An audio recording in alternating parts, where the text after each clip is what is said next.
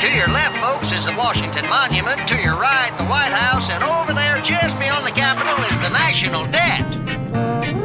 Whoa! Wow! There's something huge, red, white, and blue, that's grazing in D.C. It's gobbling up the taxes that are paid by you and me. It doesn't seem to notice we really can't afford the billions that it's costing us to pay its room and board. It doesn't roam, but seems content to dwell on Capitol Hill. As long as trucks keep pulling up with tons of greenback bills, we've got to feed the big guy.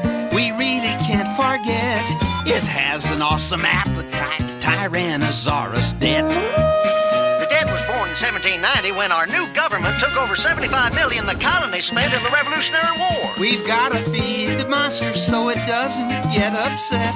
It's got an awesome appetite, Tyrannosaurus debt. Alexander Hamilton, our first Secretary of the Treasury, he's on the 10, you know, wanted a federal debt to provide a reason to establish taxes to support our new nation. The debt was young, they kept it small, they didn't know back then.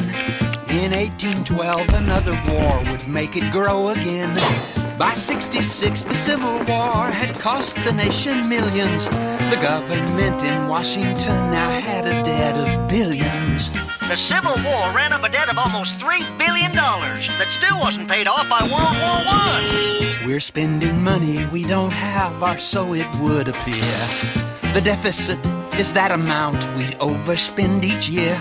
Though congressmen and senators make vows to cut its size, despite their honest efforts, the debt just seems to rise. Now the debt's over $5 trillion and still growing. A balanced budget would be great to spend within our means and stop the monster in its tracks before we bust our seams. It feeds on just the interest. Its appetite is whet.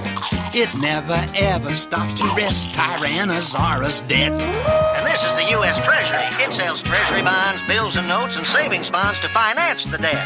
The U.S. government promises to pay the owner interest plus the value of each bond at a future date. We've got to try to tame the debt and bring it down to size. To let it grow unchecked like this is certainly unwise. The debt's a monster problem that we really can't ignore. I guess we should be grateful that it's not a carnivore.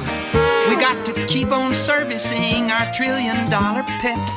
It's got a monster appetite, Tyrannosaurus debt. A fiscal misadventure with trillion-dollar dentures, Tyrannosaurus debt. Feeding time is all the time.